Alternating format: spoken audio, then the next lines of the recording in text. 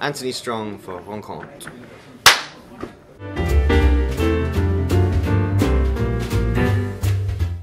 So my name is Anthony Strong. I'm a singer-pianist from London. I'm a songwriter and a band leader and an arranger.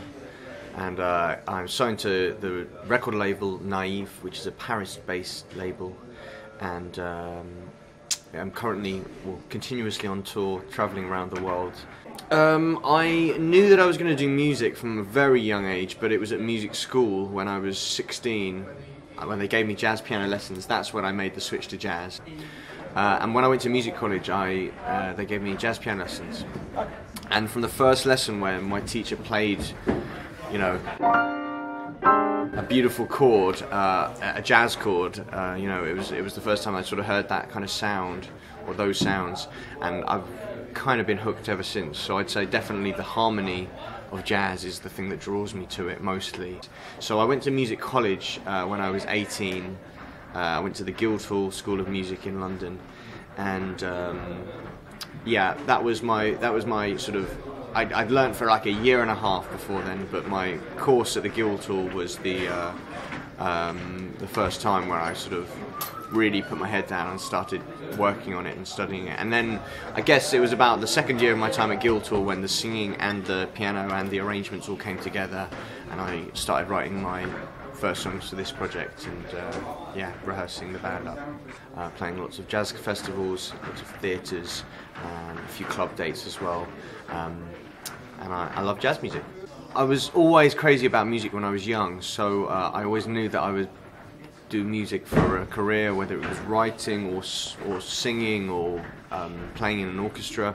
Obviously there's so many facets and sides to jazz which are very exciting. Improvisation, you know, the rhythmic thing, you know, I love different grooves and different times. I do love coming to France. I'm not saying that just because I'm in France, but I do love coming to France because they're our neighbours, so you know, I speak a little of the language. I love the culture and the food, the wine. I'm not a great fan of travelling, of long haul flights. The Scandinavian countries are great to travel to as well. They're very expensive, but the people are lovely. And America, of course, we've been to America a few times now, and the food is ridiculous. The people are incredibly friendly, you know, and it's their music that I'm playing. This is mostly, you know, American-style music. So, going to the country where they created it where it was created is kind of a big deal as well. Well, I love films. I have a huge collection. I have like, I don't know, over 1,000 DVDs. So I watch a lot of films, I watch a lot of Netflix, things like that. I love great TV dramas, so The Wire, Breaking Bad. I really got into those, House of Cards, all these big American shows.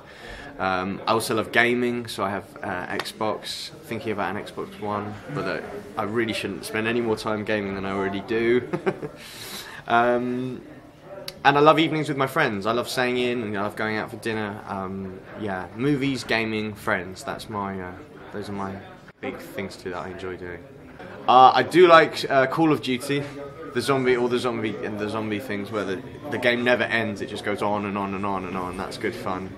I like Peggle for a long time. I don't know if you know this game. It's a silly kid game, very addictive.